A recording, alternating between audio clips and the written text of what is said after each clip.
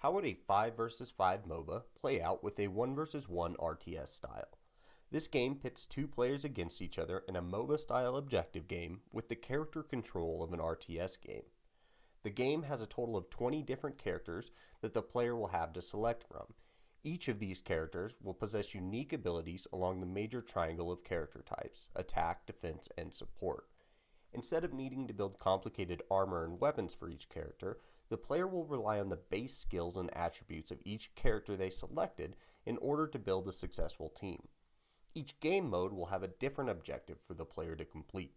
Whether they're tasked with destroying the enemy base, escorting an objective across the map, or depleting the opposing player of all character reinforcements, each player will have to organize the right team in order to be victorious.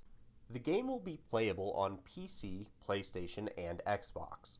It targets semi-competitive players who enjoy a competitive MOBA or a casual RTS game, and provides a great option for players that do not want to rely on others for success. With this target demographic in mind, we designed our main mechanics. The attack mechanic encourages players to be aggressive in their play, while the defense mechanic allows the player to stop splitting their focus between characters when needed. The shuffle mechanic is in place to encourage players to try different playstyles by using different characters. The mechanic of memorization is utilized for a high skill ceiling by experienced players who can memorize the attributes of each character.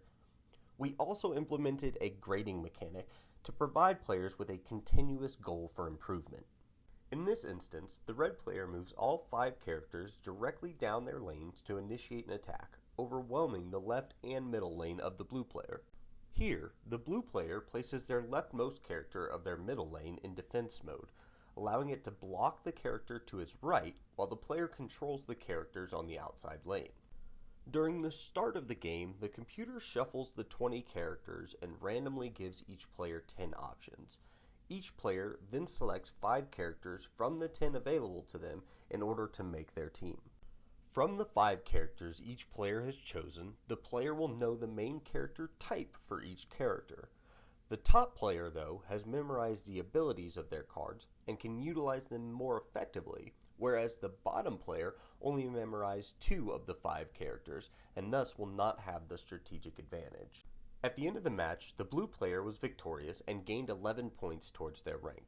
This resulted in them ranking from bronze to silver and then showing the player where they stand in the rankings. 3 games that are similar to this concept are League of Legends, Heroes of the Storm, and Warcraft 3. With League of Legends and Heroes of the Storm, we share the commonalities of game modes and the fact that there are 5 characters on each side. The biggest difference is that both of those competitors have a player controlling each of the characters and forces the player to build weapons and armor for their character throughout the game. With Warcraft 3, we are very similar regarding how the player controls the characters. Players must select specific units and select which action each will perform in real time. The biggest thing that would separate us is in the gameplay style. We implement fast action 5 versus 5 game modes rather than large wars where building is a massive component to strategy. Our game stands out not only by its mechanics, but by how those mechanics will be meshed with our game modes to create an enjoyable and competitive experience for everyone that plays. The main game mode is the standard MOBA map, with 3 main lanes and 3 towers on each lane blocking the player's way into the opposing base, with jungle in between. Our second game mode is an escort objective. The attacking team is tasked with escorting a payload from their base across the map into the enemy base. Here, the map is much wider on the attacker side, forcing them into close proximity the further they advance towards their objective in the enemy base. The attacking team must choose one character to carry the payload to the objective, while using all other characters to defend them along the way. Our final game mode is a deathmatch mode, where each team has a limited number of respawn tokens available, and the first team to run out of characters loses.